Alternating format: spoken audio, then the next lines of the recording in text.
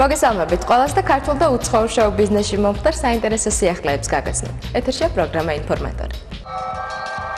მომღერალი ანრი ჯოხაძე ალბომზე მუშაობს და ცდილობს ახალ-ახალი სიმღერებით დააკომპლექტოს იგი. სანოსტუდიაში ანრი ორ სიმღერას წერს. ერთი მას ეკუთვნის, ასე ვთქვათ, საავტორო სიმღერა, რომელსაც 10 წლის ანა სირაძესთან ერთად ასრულებს. სიმღერის სახელწოდებაა ხვალ, ხოლო მეორე სიმღერა უფრო რეტრო სტილს მიეკუთვნება. ეს გახლავთ კომპოზიტორ ეთერ ჭელიძის ძველი კომპოზიცია სახელწოდებით მე მაინც მოვალ, რომელიც მორის ფოცხიშვილის ტექსტზეა შექმნილი. ასე რომ ერთის თქმა ნამდვილად შეიძლება. ალბომი მრავალფეროვანი და ძალიან საინტერესო იქნება.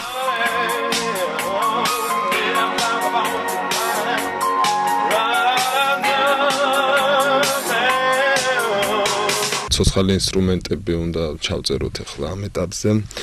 ბატონ კაკო ვაშალომიძეს ველოდებით და დაგვიდოს რაღაც გიტარის პარტია.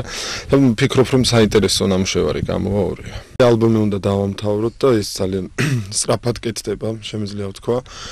და სოლო კონცერტი, აი შეძლებს დაგვარად, როგორც კი დამთავრდება ალბომი და წავა რეალიზაციაში, აი იმის დამიხედვით უკვე განსაზღვრავთ, როდის შეიძლება უკვე დავგეგმოთ სოლო კონცერტი.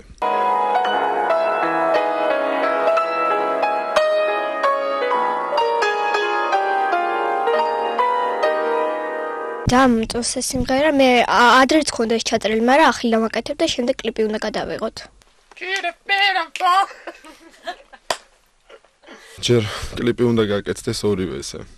და შემდეგ შევარჩევთ ისეთ ადგილს, ისეთ კონცერტს, სადაც იქნება ღირებული ამ სიმღერების პრემიერა.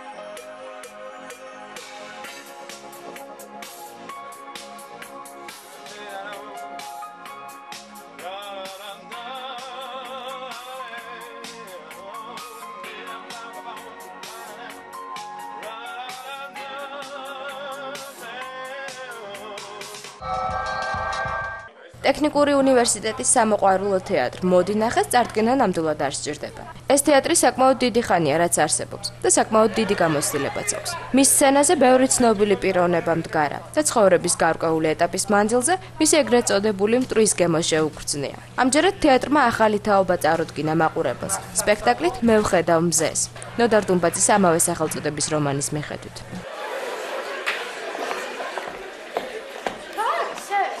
ჩაიში იპოვნა ბეჟანა, ყვდება გონია უშველი რამე. საერთოდ ნოდარ დუმბაძე ყველასთვის თამამი ნაბაჭი. მე ასე მიმაჩნი. ეხლა თქვენ გახსოვთ ეს სცენები ზოგიერთი იმდენად ტრაგიკული და მძიმე სცენა, აქ მაყურებელი გააჩეროთ და ბეწვის ხიდზე გავლას ნიშნავს. მე მგონი გაიარეს ამ ბავშვებმა ბეწვის ხიდზე და ეს ყველაზე დიდი ბედნიერებაა ჩემთვის. მე მინდა ძალიან დიდი მადლობა უთხრა თითქონ ბავშვებს, ყველა ეგ მონაწილეებს, თუ ესენი პირველად იდგნენ სცენაზე და მე მეორე რიგში მინდა დიდი მადლობა უთხრა ბატონ ნუგზარ ბუცხრიკიძეს, რომ ესეთ შესანიშნავი ნაწარმოების მიხედვით მომეცა მეუფლება და მომცა რომ მემუშავა ბავშვებთან. სამაგიდო ესევე ძახეთ ჩვენ მაგიდასთან მუშაობა, თორე თლიანად ბატონმა ნუგზარმა დადგა. მე ბედნიერი ვარ დღეს და მე მინდა ყველას უთხრა დიდი მადლობა.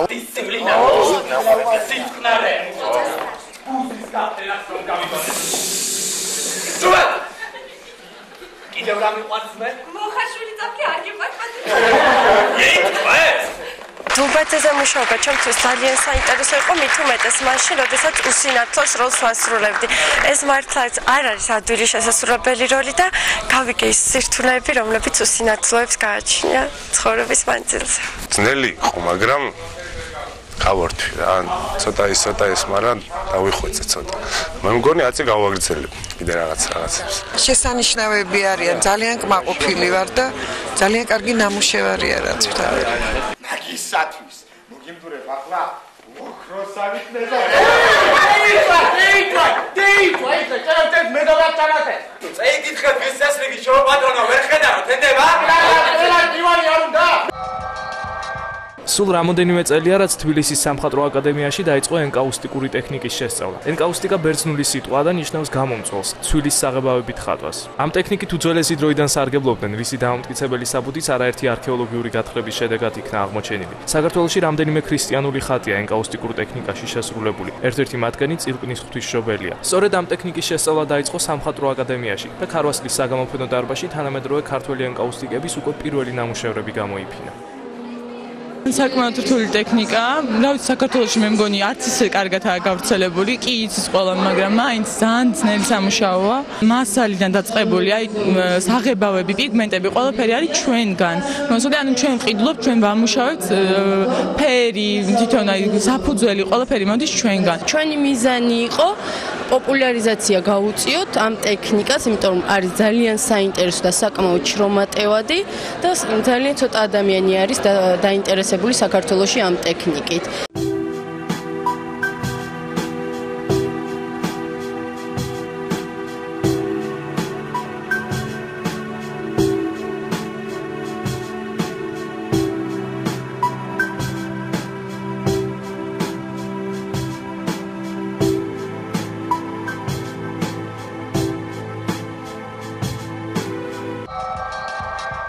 გრძელდება სტუდენტური ფესტივალი დებიუტი, რომლის ფარგლებშიც ბევრი საინტერესო ფილმი თუ სპექტაკლი უკვე იხილა მაყურებელმა. ერთ-ერთი ასეთი სპექტაკლი თეატრალურ სარდაფში გაიმართა. ახალგაზრდა რეჟისორმა ზურაბ ბეგლარიშვილმა წარმოადგინა სპექტაკლი ჟანა და ხმლები, რომელიც ორი ავტორის, ჟან ანუისა და ფრიდრიხ შილერის ჟანა დარკის მიხედვით არის შექმნილი. წარმოდგენაში თეატრისა და კინოს სახელმწიფო თეატრალური ინსტიტუტის მესამე კურსის სტუდენტები იღებენ მონაწილეობას. და თავისუფლად შეიძლება ითქვას, რომ საკმაოდ წარმატებულად ართმევენ თავს საკმაოდ რთულ მისიას.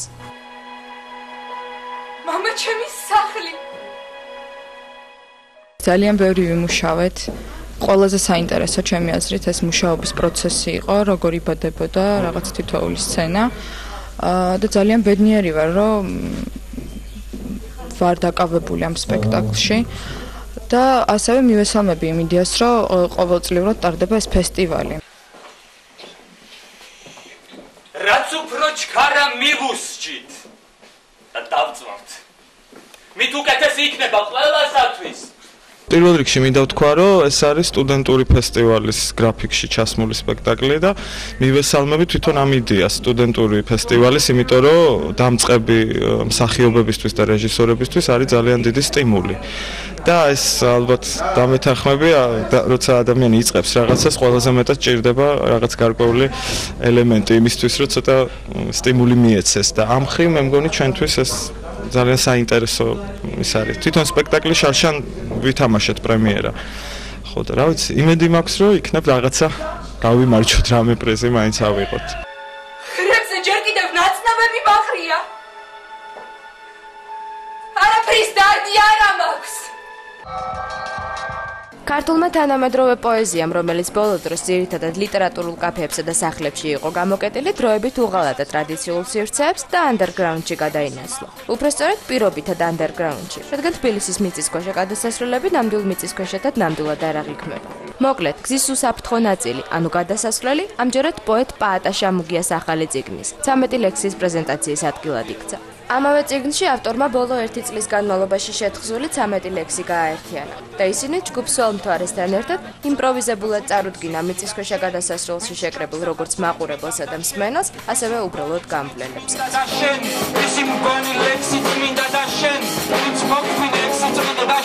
კონკრეტული სტილით არ იფარგლება საქმეც ეგა, არის 13 ლექსი ქვია, არის 13 ლექსი შესაბამისად შესული და 13 არის განსხვავებული სტილისტიკის ჟღერადობის და შინაარსის მქონე. თვითონ როკი უყვარს და უნდა რომ რაღაც